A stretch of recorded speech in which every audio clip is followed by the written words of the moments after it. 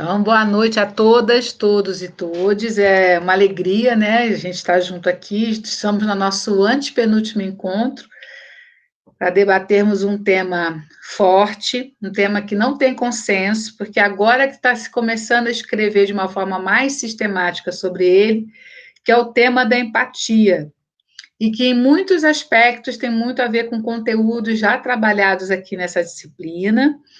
Esse texto foi feito por uma psicóloga social chamada Mafuane Odara, né? Quem não leu, né, já fica sabendo, e também para quem vai assistir, né, no canal Diálogos sobre a História da África. E eu vou passar para o grupo, para que o grupo possa iniciar a sua apresentação. Vocês têm até 1h20. Claro que se eu interromper, eu vou descontar a favor de vocês, né? Eu vou devolver o tempo que eu roubei para vocês, tá bom? Mas é porque é um tema, assim, bastante espinhoso. À tarde, a discussão chegou até 10 para as 5. Foi bem puxado, foi bem legal. Então, eu vou passar a palavra aqui para o grupo. Sejam muito bem-vindos, muito grata aí por terem preparado essa apresentação. Boa noite a todos. Primeiramente, meu nome é Laís. É o Eric, você pode colocar o slide? Só um instantinho, só me passa o nome do grupo todo. É Laís. É Laís Cristina. Eric do quê? Tá bom, ele tá só colocando o slide. É Lucas de Oliveira Merino. Tá. E agora eu só não se lembro do sobrenome do Eric agora. Tá aqui, Nakagawa. Isso, é complicado aí, mas tá escrito no meu nome ainda, não? Eu vi, muito grata. Então, fiquem muito à vontade para apresentar, discutir, criticar, viu? Fiquem bem à vontade. Só um minutinho, que eu tô pelo celular, então fica um pouco complicado. O nosso tema é a empatia, inspirando encontros improváveis, da Mafuane Odara. É um dos capítulos, né, do livro que já foi citado. A gente não vai dar a introdução do livro, porque ele já foi falado em diversos seminários aqui, né, então a gente não achou que fosse necessário. Pode passar, Eric. A Mafuane, ela se graduou em psicologia na USP em 2004. Ela fez um mestrado no Departamento de Psicologia Social e do Trabalho em 2012. Também foi na USP, né, se eu não me engano. E hoje ela se dedica à frente da luta simultâneas contra a discriminação racial e de gênero. Pode passar. Então, esse é o livro, né, da qual eu tenho o capítulo que fala sobre empatia. 20 palavras, leitura sobre o agora. Pode passar, Eric. Agora eu passo a palavra para os meus colegas. Certo, sou eu. Então, eu vou apresentar um pouco sobre a ideia da autora, né, o que a autora entende como empatia, né, qual que é o conceito que ela traz. Depois o Lucas ele vai trazer um pouco das influências da autora, né, e tal. E por fim a Laís vai falar um pouco sobre as influências do pan-africanismo, né, e relacionar um pouco com a matéria do curso, né. Então, assim, eu vou trazer o que a autora entende como empatia, e para falar sobre o que ela entende como empatia, é impossível falar disso sem falar sobre a vivência dela, né, e as experiências que ela mesma traz no texto, né. Então ela vai falar um pouco sobre a infância dela, que ela passou na Angola, né, durante a Guerra Civil, e ela vai falar sobre a participação dela numa organização social, né, que vai ser muito importante para a formação dela e para a compreensão do que ela entende como empatia, né. Dentro dessa organização social, ela vai trabalhar com diversos temas, né, como igualdade de oportunidades, superação do racismo, discriminação racial, de gênero, né, e ela vai conhecer muitas pessoas diferentes. E um dos debates mais importantes que ela vai entrar em contato dentro desse grupo vai ser o debate sobre o lugar do branco na sociedade e a sua percepção sobre as relações raciais, né? Isso vai ser um ponto muito importante que ela vai retornar ao longo do texto, né, para falar sobre a questão da empatia. E é a partir disso que ela traz o conceito dela, né, o que ela entende como empatia. Então, para ela, empatia não é apenas se colocar no lugar do outro, né, até porque se colocar no lugar do outro é impossível, né, é impossível a gente ter as mesmas vivências, as mesmas experiências que uma outra pessoa tem. Mas a empatia é a gente entender o nosso lugar né, o lugar do outro, entender como que o nosso lugar impacta no lugar do outro, né, e como que esse lugar pode ajudar o outro, né. Então, para ela, a empatia é isso, né, e ela vai trabalhar sempre em cima dessa chave de leitura, né. E ela entende também a empatia como uma ferramenta de transformação da realidade, né? Então, ela entende como algo que pode ser exercitado, né? Então a gente tem que treinar e exercitar a empatia dentro da gente para que a gente possa transformar a realidade, né? E aí a partir disso ela vai trazer um relato, né? E isso vai ocupar bastante espaço no texto, né? Que é o relato dela no mestrado, né? A pesquisa que ela realizou no mestrado, em que ela se propôs a analisar como a cor e o gênero dos médicos interferiam nas relações entre médico e paciente. Né? Então, ela vai discorrer bastante sobre essa pesquisa que ela realizou, e ela vai trazer vários relatos também de alguns. Na verdade, ela vai trazer um relato específico, né, de uma das bolsistas que trabalhou com ela, e que para ela vai ser muito importante, porque vai ser a partir desses relatos e dessas experiências que ela vai entender que a empatia ela não é aprendida apenas pela convivência, né, com o outro, mas sim com o enfrentamento de quem a gente é, né, e como que a gente enfrenta essa prática e essa percepção sobre o outro, né. Então, a empatia não só como uma questão de conversar ou entender com pessoas diferentes, né, mas também se enfrentar quem a gente é e qual que é o nosso papel em relação a isso, né. No relato tem alguns pontos importantes, assim, interessantes que eu coloquei, né, em relação no relato que ela vai colocar, né, um relato específico, no momento que ela vai falar que ser branco no Brasil não é necessariamente o lugar de reprodução do racismo, né? Então, e que os negros eles têm contato com o racismo desde que eles nascem, né? Diferente dos brancos. E isso é muito importante, né? Porque ela coloca que, enfim, para uma pessoa que é negra é muito mais fácil entrar em contato com o racismo porque ela convive com isso a sua vida inteira, né? Diferente do branco, que tem que confrontar essa situação, né? E para ela, a empatia também, ela não se trata apenas de abrir mão dos seus próprios valores, né? Mas sim compreender os diferentes pensamentos, né? Diferentes sentimentos, para que a gente possa refletir sobre o nosso lugar, sobre o nosso papel. E aí, enfim, mais para o final ela vai trazer algumas soluções, né? Algumas resoluções para esse problema, né? E que vai se pautar principalmente na questão do diálogo não violento, né? Acho que o Lucas vai explicar um pouco mais sobre essa questão, mas só para colocar o que a autora mesmo coloca no texto, né?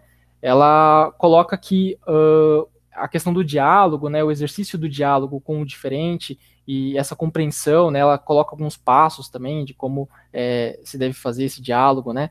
Essa comunicação, como isso é uma ferramenta de transformação da realidade, né? Então entender quem a gente qual é o nosso papel, né, qual é o nosso papel da reprodução do racismo, por exemplo, ou né, ela fala principalmente sobre o racismo, que eu acho que é a pauta que ela mais está ligada, assim, mas a questão de gênero, questão de sexualidade, tudo isso acho que entra nessa questão também, né, de você entender qual que é o nosso papel na reprodução desses preconceitos, né, e como que a gente enfrenta isso para que a gente possa gerar alguma mudança, né, alguma transformação.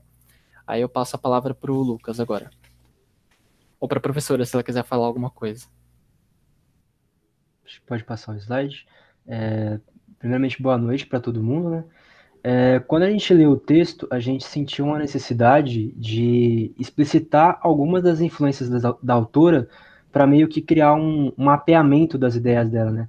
O texto, ele acaba sendo um texto muito fluido, por não ter muitas... Muito bom isso que vocês fizeram, muito bom, estou vendo aqui. Por não ter muitas notas de rodapé, né, muitas citações, eu acho que até pela intenção da autora, e talvez do livro também, de ser um texto um pouco mais palatável, né, um pouco mais tranquilo. Mas eu acho que existem diversos elementos que a autora traz que ela acaba não deixando de forma aparente, de forma direta, mas que são interessantes da gente trazer para o debate, né. Como o Eric já falou, uma das influências principais da autora é essa vivência em Angola, que não foi uma vivência simplesmente por viver, né? Ela traz desde o início do texto que os pais dela foram viver em Angola por conta de uma atuação do pai dela, eu acho que numa relação diplomática, né? E da mãe dela também ser uma atuante na militância de direitos civis, né? Então, ela sempre teve esse contato muito relacionado com os direitos humanos, que é uma área de atuação principal dela, né? Uma outra influência principal, assim, que você vê no texto é da psicologia social, que é a área de atuação dela, e que ela, inclusive, pauta muito, uma parte que é muito interessante do texto, que é sobre esse estudo da Maria Aparecida Silva Bento, que é uma especialista em psicologia social, que ela fala sobre essa pesquisa, sobre as cadeiras, né, que foi feito um ensaio onde as pessoas foram para uma sala onde tinha diversas cadeiras, e nessas cadeiras tinham algumas que tinha o local de, eu acho que era negro, né? Você confirma, Eric? Eu acho que era ao contrário, eu acho que era Era branco. branco, era branco. Era o E branco, era o contrário. isso, e nessas cadeiras tinham brancos e a maioria das outras não tinha, né? E aí foram chamadas pessoas brancas e negras para sentar nessas cadeiras, e foi perceptível que as cadeiras que estavam como branco, os negros não sentavam, né? E os brancos sentavam em qualquer lugar. E a conclusão que a Maria Aparecida Silva Bento trouxe, né? Também conversando com as pessoas que participaram desse ensaio, é de que o local do branco é tão naturalizado que ele pode ocupar tantos lugares e o negro não, que ele, quando vê um local onde está o branco, ele internaliza aquilo por conta de uma estrutura e aquilo influencia na própria relação dele com o espaço, né? E que ela traz esse ensaio, esse estudo da Maria, para situar justamente a importância que tem o local do branco e o local do negro, né, nessas discussões. Um outro elemento que a gente achou muito interessante também do debate dela, ela não trata de maneira direta, mas é o conceito internalizado de lugar de fala da Jamila Ribeiro, e que a gente pôde perceber que ela tem uma relação com a Jamila, tanto que na própria entrevista da Jamila no Roda Viva, a Mafuane foi uma das entrevistadoras, né? E ela traz esse elemento da empatia muito relacionado com o próprio conceito de lugar de fala, porque ela entende que é justamente isso, né? Não pautar a empatia como entendendo, tipo, eu estou me colocando no lugar do outro, mas entender o que cada lugar tem e qual é a responsabilidade que esses lugares têm.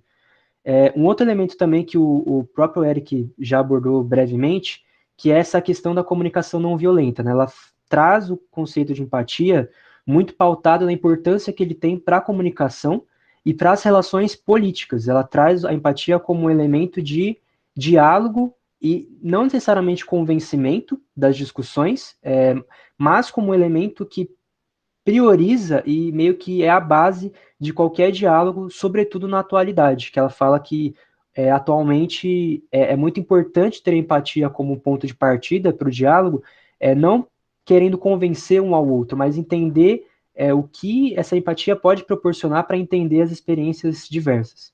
E a gente pôde perceber também que esse ponto da comunicação dela é muito pautada por um outro psicólogo muito conhecido, que é o Marshall Rosenberg, que ele tem esse livro chamado Comunicação Não Violenta, que é um livro bem conhecido, um best-seller, que fala justamente dessa forma de se comunicar, ele estabelece lá alguns conceitos, alguns elementos, e que a gente pode perceber que influencia muito o olhar da Mafone. Inclusive, ela teve alguns cursos de formação que ela deu, de workshop para empresas e tal, que ela explica justamente o conceito. Então, a gente sabe que ela tem essa ciência, esse diálogo com esse conceito do Marshall.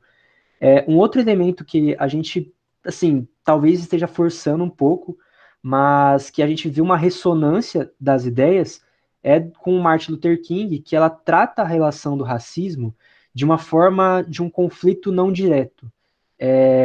Assim, pensando no espectro, né, entre Malcolm X e Martin Luther King, que ela trata essa relação do racismo, né, do diálogo, não daquela forma conflituosa diretamente. Então ela O fala grupo que da tarde criticou bastante essa visão dela, assim, né? vai entrar nesse ponto já. Assim, no ponto, assim, a galera meio que acha que ela passa um pano na situação, né? Mas, assim, eu já estou só dando spoiler da fala do pessoal da tarde, mas para vocês ficarem realmente bem à vontade, tá? Para fazer a crítica. Mas esse é o caminho mesmo que a gente ia seguir, professor. A gente já vai abordar isso já. Mas Sigam, obrigado. sigam. Mas então, e esse é um dos elementos que a gente vê assim muito forte do discurso dela, de tratar a empatia como um elemento realmente de comunicação. E aí a gente entra para um ponto que eu acho que talvez da discussão, e eu espero que os colegas né, falem, compartilhem suas opiniões, que da forma como ela traz o conceito de empatia, é pautado numa postura muito liberal, né, no sentido das liberdades, né, do que o liberalismo político traz, mas talvez seja por conta da abordagem do livro, né, do que ela quer passar e da forma de acessibilidade que ela tenta trazer, a questão da empatia, mas a gente sente que faltou uma abordagem da questão da estrutura, né, e de criticar o racismo a partir de uma linha, né, de estrutural, como já tem, por Porque exemplo, senão parece que é comportamental, né? exato, exato. E não é falta, né, de outros autores, como, por exemplo, existe o Silvio Almeida, que é um dos filósofos importantíssimos, e outros autores como a própria Angela Davis, né, que trata o racismo de uma questão estrutural, e a forma como ela traz a empatia dá a percepção de que simplesmente o racismo é um problema de comunicação, sabe? Como se a comunicação fosse o elemento central para o combate ao racismo. Não somente ao racismo, mas também outros diversos problemas políticos. E a gente sentiu essa falta dessa estrutura, sabe? De uma crítica um pouco mais pautada na estrutura. Meninos, está excelente o seminário, só para sugerir, né? Porque vocês estão maravilhosos. Estou aqui amando, adorando de paixão. Lindos, amo. Só que assim, eu sugiro também que vocês deem uma olhada nas críticas também do pessoal da tarde, só para aprofundar, que elas pegaram um fio e foram muito fundo no fio, entendeu? E trouxeram outras autoras por exemplo, elas problematizaram essa comunicação não violenta, elas problematizaram o autor que a Mafone usa para isso, qual é o limite da comunicação não violenta e do silenciamento diante dos problemas, né? Então, elas fizeram uma discussão bem interessante, e vocês estão indo pelo mesmo caminho. Então, realmente, esse texto tem essas questões mesmo, né? Mas, assim, só para dizer que está dialogando super bem e que vai ficar muito rico para quem puder depois ver o Vespertino. O Vespertino foi para um lado, vocês estão indo para o outro, mas está indo muito bonito. Os dois grupos estão fazendo muito bonito. E essa foi uma percepção que a gente teve, assim, em conjunto mesmo, né? Foi uma coisa um pouco mais consensual, porque eu acho que, sobretudo na atualidade, né, existe muita desse direcionamento das questões da luta antirracista estarem atreladas muito a uma questão estrutural, né? Cada vez mais eu acho que tem se pautado isso no debate cotidiano, e por o livro ser tão atual, eu acho que ele tem essa ausência, e essa ausência também diz um pouco da trajetória da autora, né? Porque ela é uma autora que se pauta em questões muito liberais. E talvez por esse liberalismo, né, influência da formação dela, seja uma das explicações, né? Vou fazer uma pergunta aqui. Ricardo, meu querido amigo, você gostaria de fazer algum comentário? O microfone está aberto para você. Você sabe que está acabando o curso, eu vou sentir saudade de te ouvir, então eu tenho que aproveitar, né, o máximo da sua presença. Ixi, eu acho que agora eu não vou falar nada, não, porque eu estava prestando atenção, mas eu tenho uma coisa a falar depois a respeito dessas duas posições, a posição individual e a posição estrutural. Eu acho que tem uma coisa que dá para falar, que eu quero falar a respeito disso, mas deixa eles seguirem adiante que eu falo daqui a pouco. Tá bom, meu querido, tá bom. Obrigada. Lucas, é contigo. Então, eu acho que dessa questão estrutural, é um pouco disso. A comunicação não violenta, até trazendo um pouco da discussão, né, que a senhora falou que a turma da tarde trouxe, eu acho que existe sim uma problemática, mas ela também se liga a essa questão da estrutura, porque tratar a comunicação não violenta como se fosse uma questão, às vezes, que algumas pessoas tratam, né, não necessariamente o Marshall Rosenberg trata isso, mas de uma forma messiânica, como se a comunicação fosse o elemento fundamental e o único que pudesse trazer, né, pautar uma melhora na sociedade, eu acho que é muito limitante. E, assim, a gente que é historiador tem um olhar um pouco a longo prazo, eu acho que focar mudanças políticas somente na comunicação e nesse ideal, eu acho que na perspectiva histórica tem demonstrado que não é necessariamente isso, né? É necessário ter um olhar estrutural, porque quando a gente vai fazer alguma crítica em algum projeto, sobretudo pautar uma mudança política que foque no individual e não não extrapole esses limites, ele perde muito das potencialidades que tem, né? E isso é em qualquer aspecto, tanto na luta antirracista, quanto na luta educacional e isso por diante. Eu acho que a questão que a gente queria abordar era essa. Se alguém quiser contribuir, falar alguma coisa, pode fazer agora ou depois, porque a Eu Laís agora, posso, claro. eu posso. Tem muita coisa para falar sobre isso. Eu não vou, juro que eu vou te contar, tá? Então pode deixar que eu vou devolver tudo que eu, que eu vou roubar de tempo de vocês.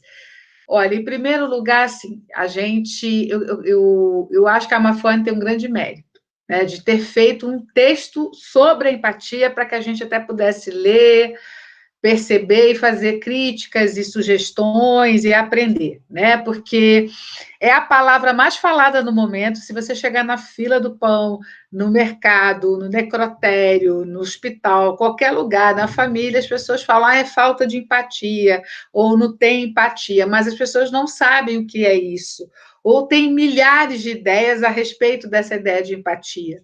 Muito nessa perspectiva da comunicação, do comportamento da pessoa, né? Como se faltasse um comportamento de empatia/simpatia.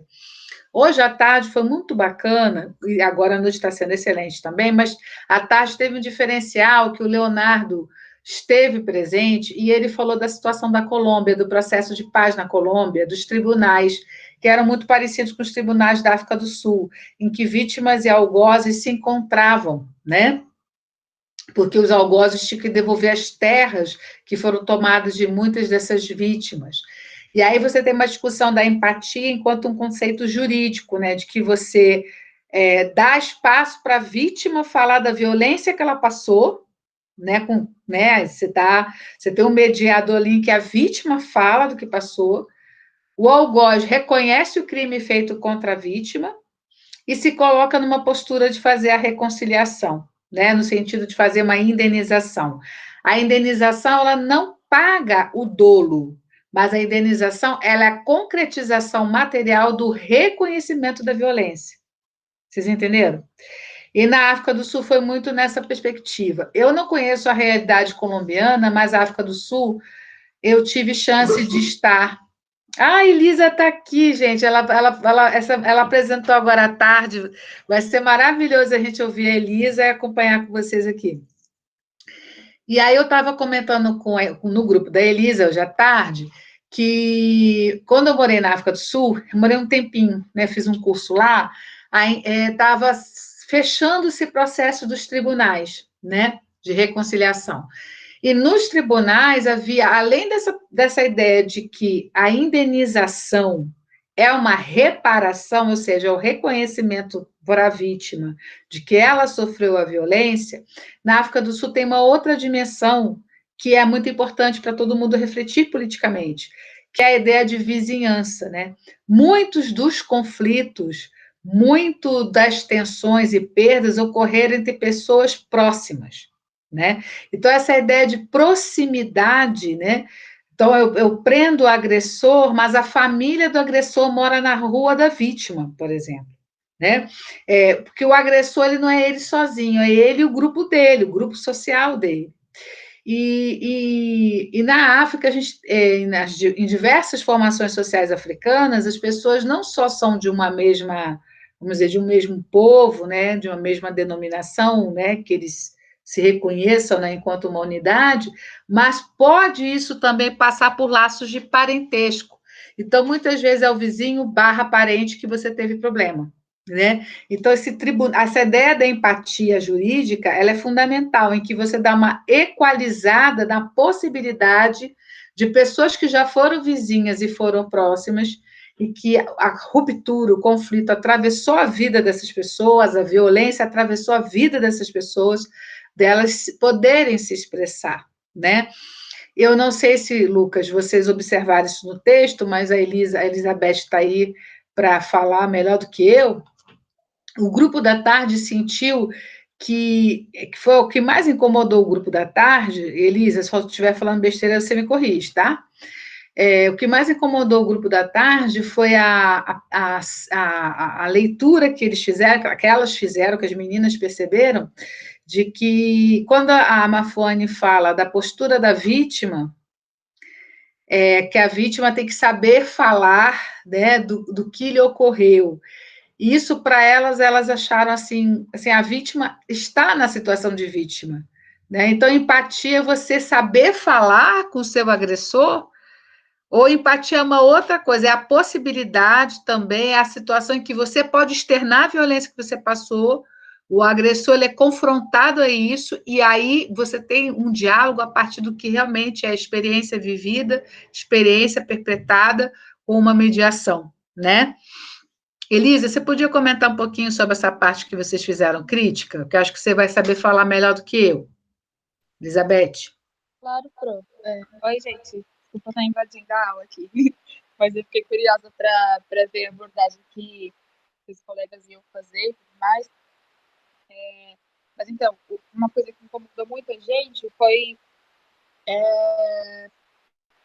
uma certa postura que a Mafone tem de a vítima, né, se podar, né, se policiar na hora dela falar das suas dores com o agressor, né, com aquele que, no caso, reproduz o racismo. E a gente achou isso, como é que a Débora falou?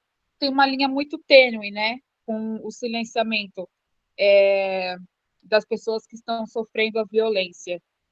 E, como eu cheguei agora, eu não sei em que altura da apresentação eles estão. Então, Lucas, que altura vocês estão? Pode falar para Elizabeth. A altura em que sentido? Em que parte da apresentação vocês estão?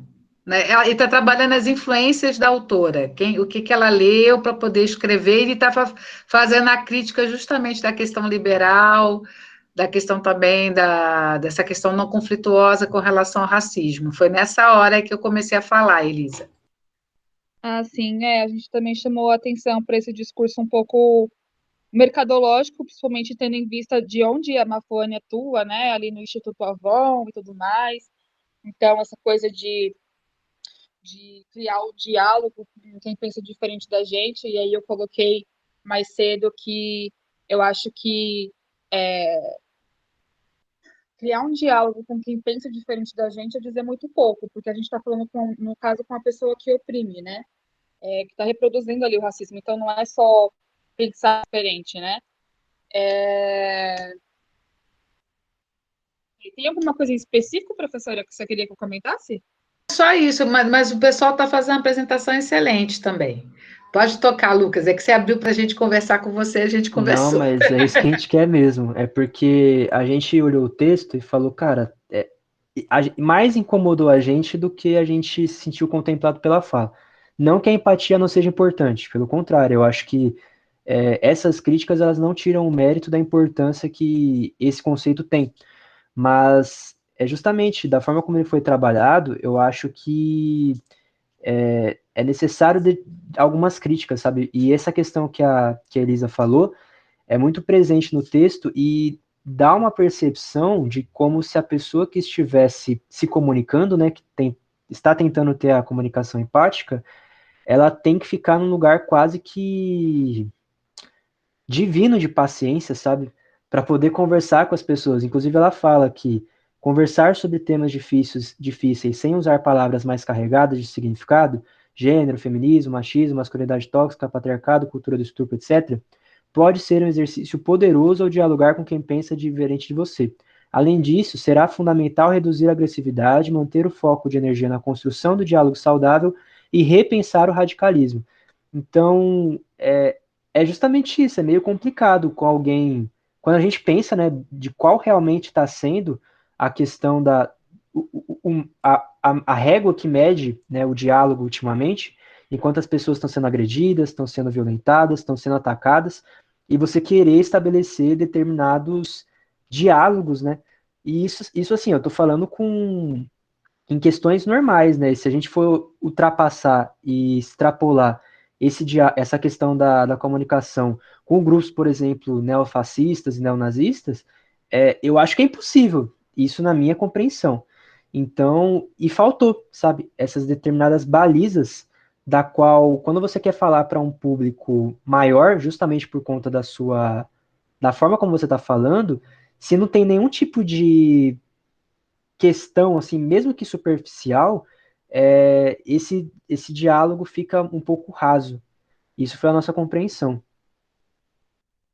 Semana passada, vocês souberam que eu passei por uma situação que eu fui mediar uma apresentadora, uma professora de uma outra universidade, que tinha bastante jovem na plataforma.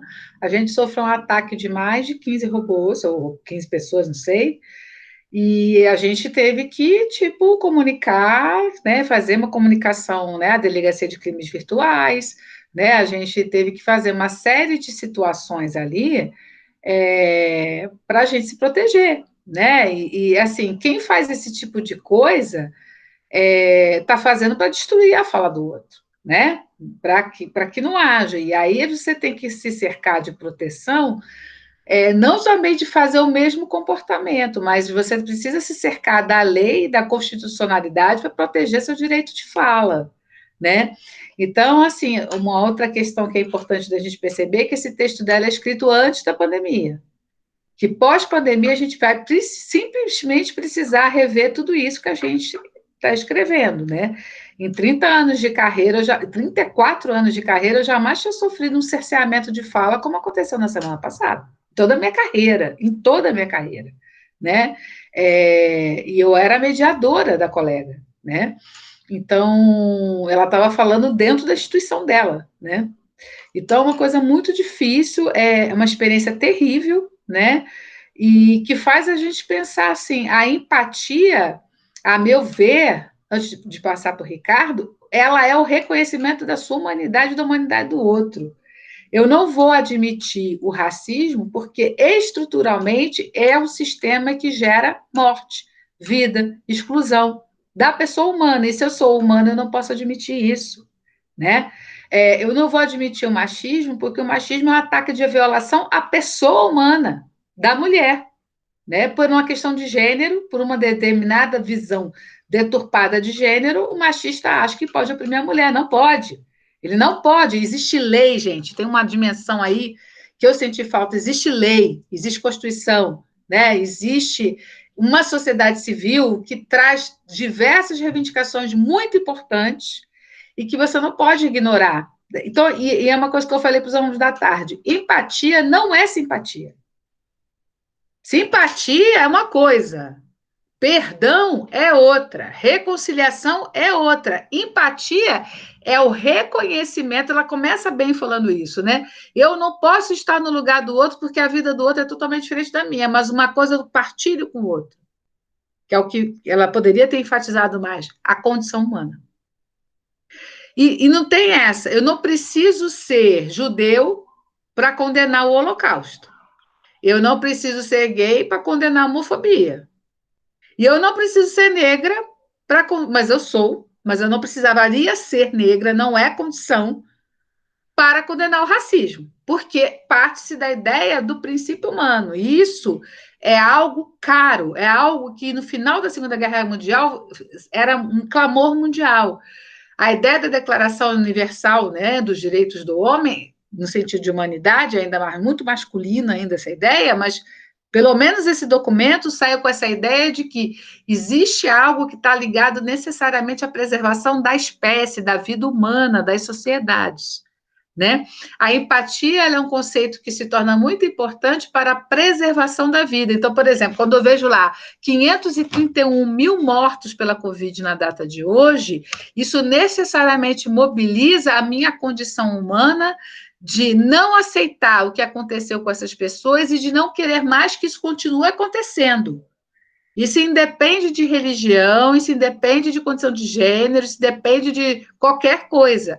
O fato de eu ser humana me faz ter essa postura de não querer nem para mim, nem para ninguém. A empatia passa, a meu ver, por um reconhecimento político, jurídico, social radical da minha condição humana e da condição humana do outro.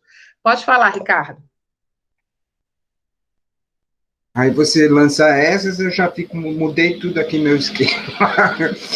Mas, bom, eu acho assim, que a gente tem tido, acho que, se não todos, a grande maioria das pessoas nos últimos anos, a gente tem tido a necessidade de travar um diálogo até dentro do nosso próprio seio familiar, né, com pessoas que estão muito próximas a gente, e essa imposição, essa necessidade de um diálogo não violento virou um problema, que eu acho que a gente vivencia diariamente isso. Eu tenho um temperamento pacífico, fisicamente, mas verbalmente altamente agressivo. Eu rapidinho entro em briga, entendeu? É uma questão que me toca profundamente, principalmente nesse diálogo que a gente tem que está tendo nos últimos anos com as pessoas próximas, né?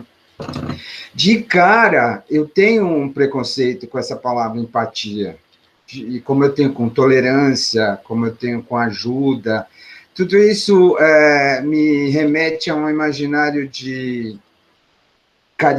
caridade, de boas intenções, que a gente sabe que na vida concreta e nas interações concretas que a gente tem no mundo, elas não são verdadeiras, né? Elas não são.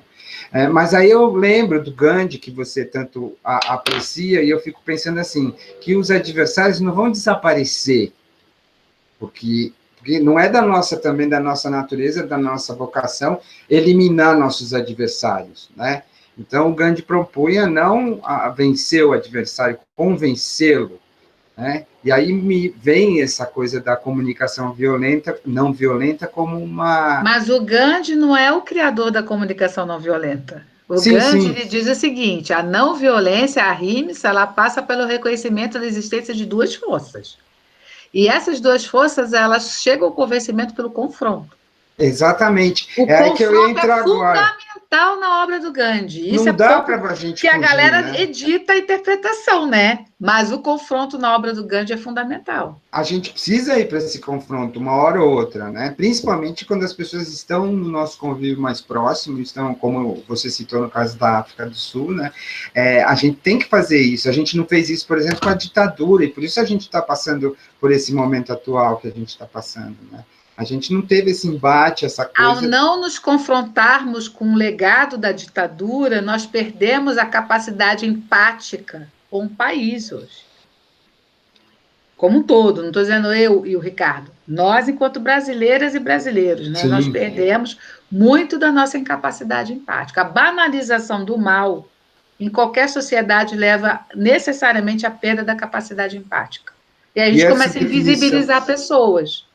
E essa definição da empatia como reconhecimento da humanidade do outro, ainda que seja um outro que se porta de maneira não humana, né, eu acho que é um desafio que a gente está enfrentando agora, e eu fico pensando que ele tem que aparecer lá muito antes, lá no começo, né, aquilo que eu estava falando, assim como o branco precisa ser educado, né, a gente precisa estar nisso desde a gênese da coisa, da criança, do nosso comportamento familiar, e aí vai até a estrutura. Por isso eu não sei se eu vejo exatamente uma oposição entre uma ação individual e uma ação estrutural. Eu acho que, no momento atual que a gente vive, é necessário um embate com um olho no peixe e outro no gato, né? Na estrutura e no indivíduo, o tempo todo. Eu fico pensando nisso, que é um desafio absurdo, né? Eu, na minha vida pessoal, sou incapaz. Eu converso com as pessoas e daqui a pouco eu já estou com vontade de xingar mesmo, entendeu?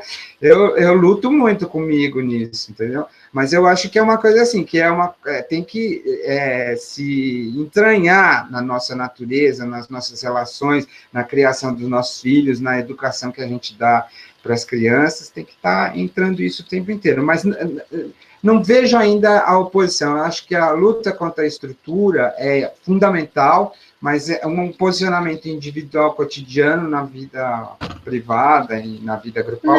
Não é isso que eles falaram, não, Ricardo. Eu entendi o que você quer dizer.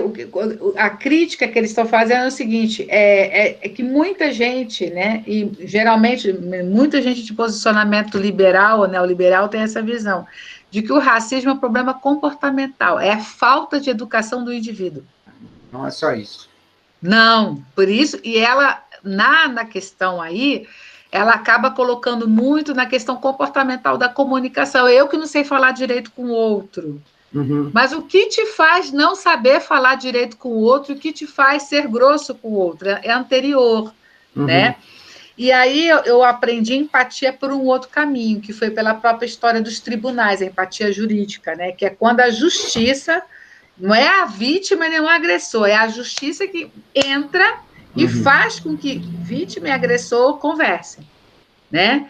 Motivada e preocupada pela ideia de que nas sociedades africanas isso é um peso muito grande, que as pessoas têm laços de parentesco e de vizinhança. O conceito de vizinhança em diversas sociedades africanas é muito profundo, muito diferente do nosso. Então, você tem que resguardar a convivência das pessoas, independente da vítima, independente do agressor, porque essas pessoas têm parentes, e esses parentes se encontram no mercado, no trabalho, na igreja, no culto, na vida, no trem, né? Então você tem que pensar num todo social que vem, que é afetado, né? E até a própria ideia do Ubuntu, eu sou porque nós somos, é muito nesse sentido comunitário, né?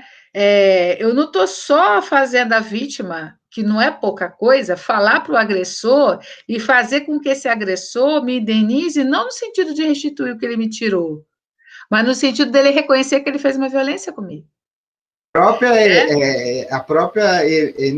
O enunciado desse sofrimento, dessa injustiça, já tem um sentido profundo, né? Está Exato. falando a respeito daquilo. Não, o confronto é fundamental, eu não consigo ver sem o confronto, não. E aí, nesse sentido, é óbvio, é uma posição meio limitada, a gente pensar só em cima do comportamento individual, da responsabilidade individual. É muito mais amplo do que isso, sem dúvida. Sim, sim. Fala, Laís, depois fala, Lucas. Eu vou passar primeiro para o Lucas e depois eu falo. Tá certo. Não, é só para esclarecer que é justamente o que a senhora falou, professora. Não é uma contraposição, né? A questão da ação individual, ela não se contrapõe à questão coletiva, né, e estrutural.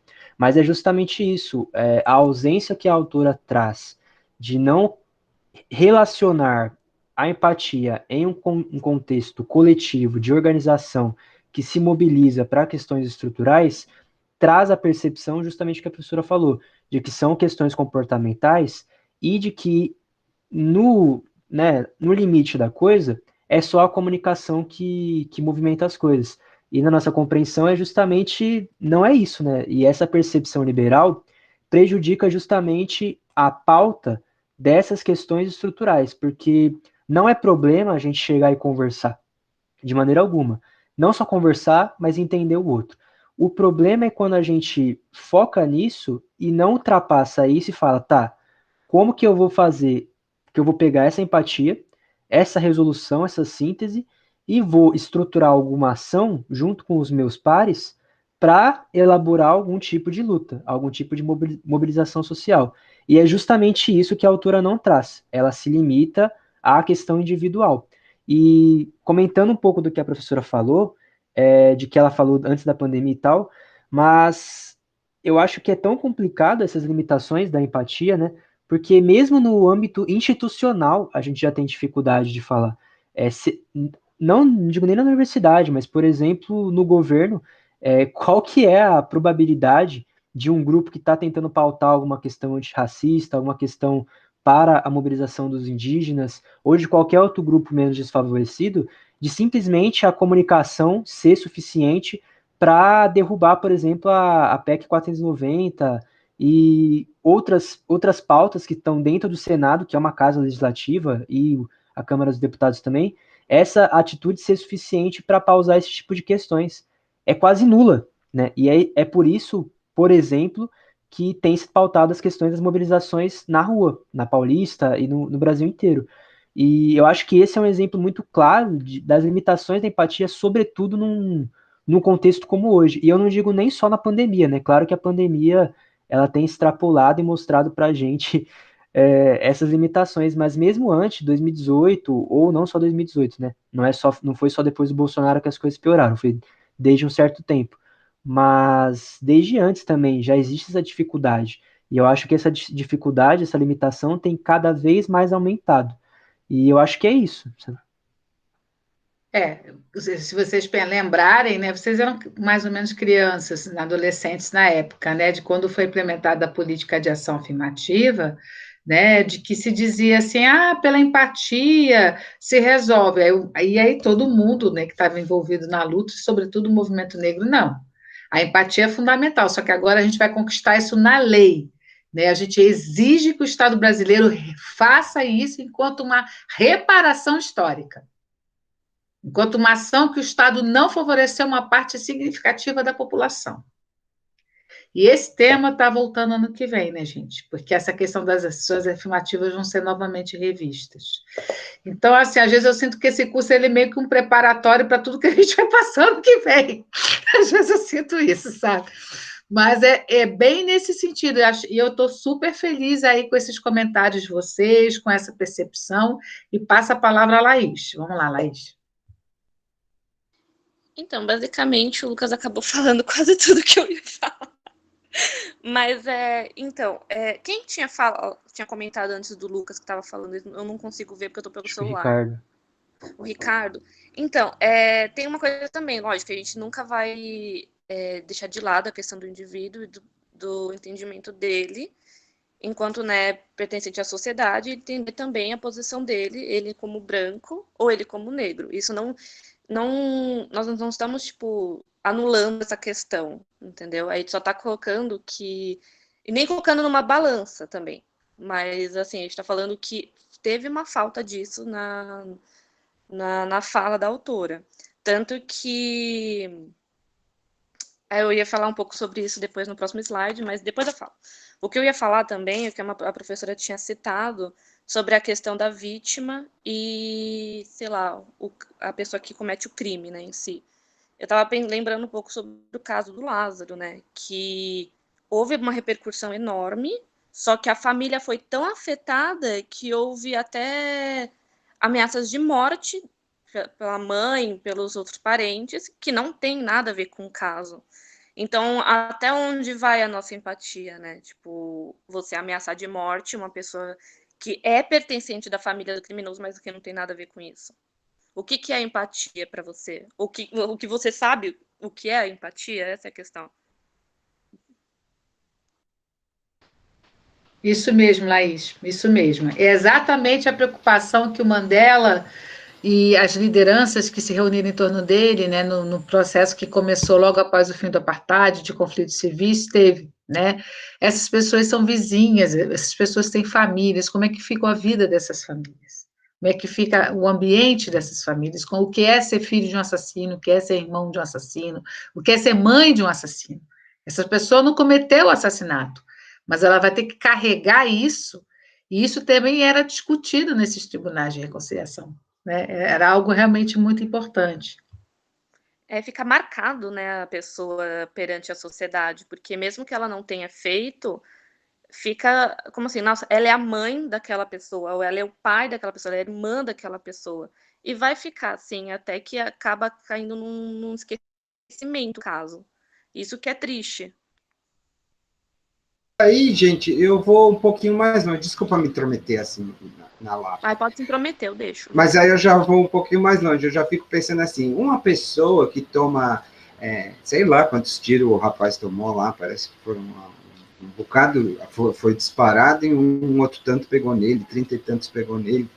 Aí eu já fico pensando assim, mas Katsu, que coisa, né? Como é que isso só... a mim, já me parece alguma coisa que me pega aí numa questão que a gente pode chamar de empatia.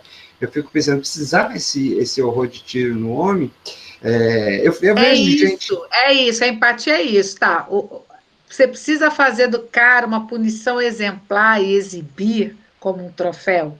Não, porque você vê umas senhorinhas assim que se compadece terrivelmente do cachorrinho com sarna e aí fica vibrando, pulando no banco, quicando de alegria, porque o homem tomou uma metralhada lá de tiro, né? Então eu fico pensando que a coisa está num nível mais subterrâneo, mais entendeu? Sei lá. E esse nível talvez seja um nível individual, né? Não sei se é puramente estrutural. Ele é individual e coletivo. A meu ver, Ricardo, esse nível mais profundo, e tantos anos ensinando e pesquisando, eu te diria, é uma sociedade escravocrata.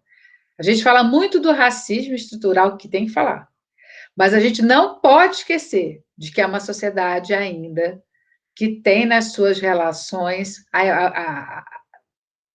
as relações são escravocratas, a gente atualizou essas relações para o mundo contemporâneo. Outro conflito que não foi enfrentado de frente, né? Outro confronto que não foi ainda plenamente... E essas relações escravocratas, elas estão dentro da nossa casa e com parentes, na rua, na vida, nas relações de trabalho, né? Essa sombra escravocrata, ela está, de fato, na nossa estrutura de organização de relacionamentos individuais e coletivos. Eu Nos queria casos só de fazer uma amor, inclusive. observação, professor. Fala, Desculpa, Lucas, fala, pode imagina, falar. eu que peço desculpa pela interrupção. Mas, respondendo à questão do Ricardo, eu acho que um dos exemplos, né, eu acho que esse é um caso que dá para exercitar a empatia em um âmbito mais estrutural, que é, por exemplo, a gente pode se questionar de se é necessário essa espetacularização, né, de uma morte individual, ok.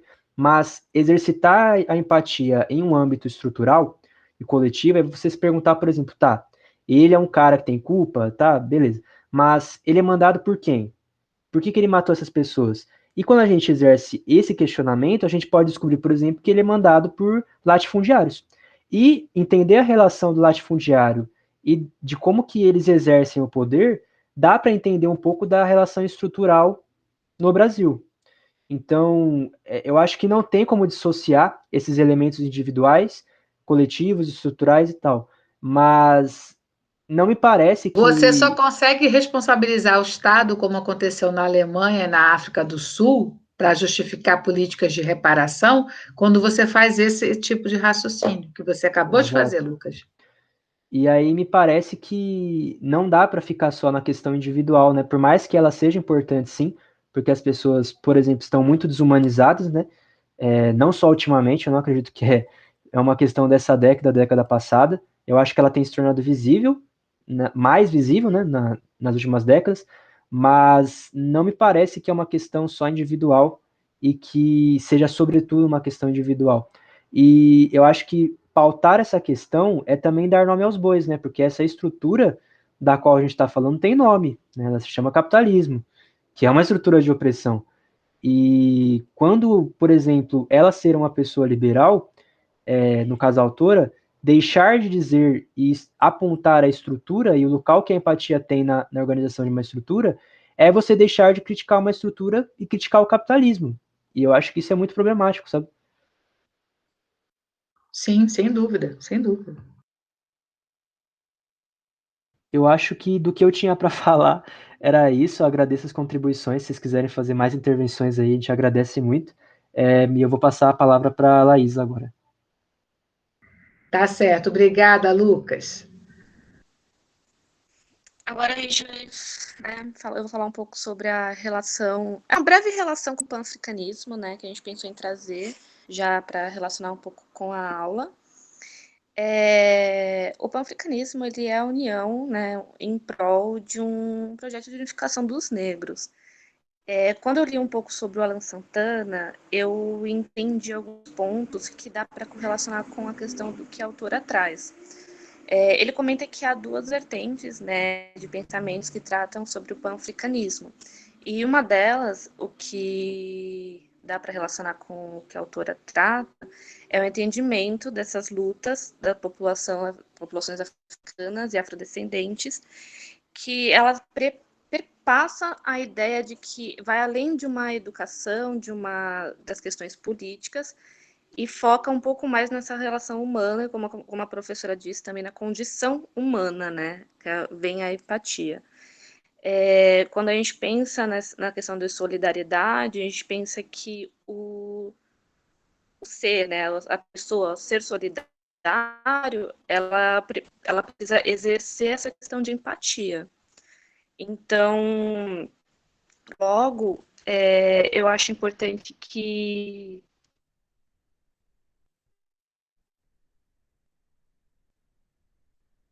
Oi, Laís, a gente não está te ouvindo, você fechou o microfone.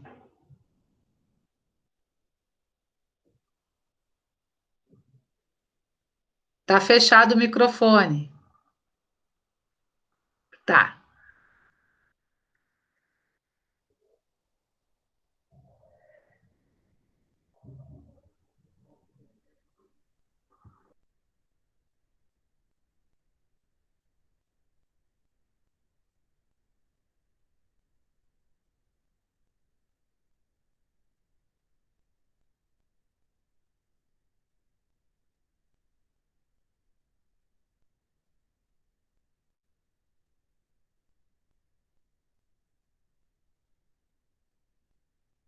A gente vai complementando aqui, professor, enquanto ela vai arrumando, Ok, mas ok. é porque a gente discutiu sobre essa questão da empatia e do panafricanismo, né? Vocês estão ótimos, fiquem tranquilos.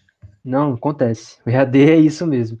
Mas é que tem uma relação que a gente achou muito interessante, né, com o conceito de empatia, porque o panafricanismo, e existe muito desse debate, né, de que ele é um movimento de solidariedade internacional, de você entender a experiência e propor algo em prol dessa solidariedade.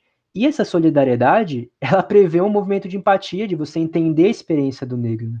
Entender a experiência dos povos africanos escravizados e não também não que não foram escravizados.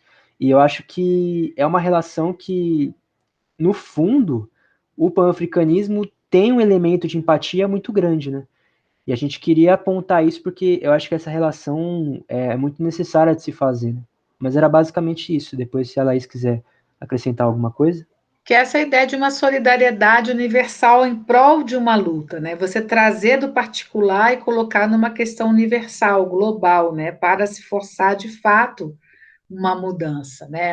Então, essa questão de você, quando você coloca no universal, aí você necessariamente associa a ideia de empatia, pelo caminho político, né? Pelo caminho de assumir o conflito, de se perceber que existe uma situação opressiva e que, em nome dessa situação opressiva, você precisa construir uma rede de solidariedade. Sem dúvida. Bacana isso. E o próprio pan-africanismo é também um dos outros exemplos que ele mobiliza a questão da empatia em um sentido estrutural, né? E também não só estrutural, mas internacional, né? E eu acho que ele é um movimento que possibilita essa compreensão de uma forma muito extrapolada.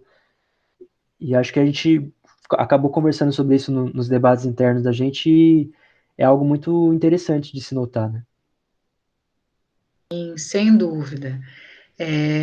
Alguém da turma gostaria de fazer algum comentário? Robson, sinto falta de te ouvir. Robson Cardoso. Professora? Oi, pode falar. Oi, Daniel, pode falar, Daniel. Eu fiz só uma pergunta ali na mensagem, não sei À se você vontade, pode falar a pergunta. Vamos lá, Daniel, pode falar. a senhora estava mencionando a questão da África do Sul e da questão dos julgamentos. Eu só queria entender se tem alguma ligação com as gacacas lá em Ruanda, se tem alguma questão assim, semelhante, algo do tipo. Nesse Não, contexto. é bem mais antiga, né? Esse processo na África do Sul é um processo mais antigo. O processo de Ruanda começa um pouco depois, mas essa história da África do Sul, ela vira um pouco um modelo de forma de mediação no mundo todo, não só na África, entendeu? Então, vai ser pensado nisso em relação à Ruanda, vai ser pensado também para outros espaços, inclusive da América Latina, tá, Daniel? Bacana aí a pergunta. Gostei. Opa, bacana. Legal, obrigado, hein? Tá certo. Obrigada a você. Robson, comenta aí com a gente sobre o seminário. Professora, boa noite, pessoal. Boa noite. Então, professora, primeiramente agradecer ao grupo pela apresentação, bem bacana aí o tema. Eu tive a oportunidade de ler o texto, não conseguindo acessar essa semana na correria, mas acompanhei a discussão aqui e achei bem pertinente, né, toda essa discussão que o grupo todo trouxe, não só de estar trazendo essa discussão também para esse lado estrutural, né, da situação, né, enfim, não se restringir só a essa questão do indivíduo. E achei bem pertinente essa questão que se discutiu aí, né, em torno dessa essa reestruturação do país, né, no pós-ditadura, que não houve, né, essa análise, né, enfim, de tudo isso que o país vivenciou, né, de forma coletiva pelo país, enfim. E isso reflete muito em questões que a gente vive hoje, como, por exemplo, toda essa, enfim, essa bagunça que a gente está vendo aí, né, dos militares tomando conta aí de setores públicos, né, dentro do governo aí, e todos esses escândalos que estão envolvidos aí, né, enfim, situações que vão se ligando aí, né, que essa questão da empatia é isso, né, a gente vê que basicamente alguns grupos da sociedade não veem isso e nunca viram, né, dentro dessa suposta democracia que a gente vive, né, sei lá. Tá certo, Robson, obrigada. Grupo, vocês já concluíram a apresentação? Querem fazer mais alguma observação? Acalma a Laís, tá tudo ótimo. Lucas. Não, a gente falou aqui com ela no individual aqui do WhatsApp, mas já finalizou, professora. Tá certo, então. Ricardo, suas considerações antes da gente finalizar aqui. Muita responsabilidade, sempre. Que... Eu fico sem graça. Deixa eu falar um negócio. Eu fiquei pensando no seguinte: essa sentada na mesa que teve na África do Sul, em certo sentido, a Comissão da Verdade, a gente tenta fazer isso de alguma forma, né? Sim, claro que não tem o confronto, mas tem esse pessoal, né? Inclusive tem gente da nossa universidade que é profundamente envolvido com isso desde sempre, desde o princípio, mas eu fico pensando assim, se no âmbito da escravidão, existe, se os colegas, se você, Patrícia, sabe, de alguma iniciativa, claro, isso está na pauta, a gente está discutindo isso o tempo todo, né? Mas uma coisa assim, entendeu? Sentar e pensar essa possibilidade, discutir, existe alguma iniciativa nesse sentido hoje em dia no nosso mundo contemporâneo aqui brasileiro? Discutir o quê? Essa ideia de tribunais? Sei lá, a gente pensar esse confronto com a escravidão, né? O processo da escravidão. Tem bastante... Assim, o pessoal que pesquisa na linha de história social da escravidão traz muito isso, e o pessoal de pós-abolição também.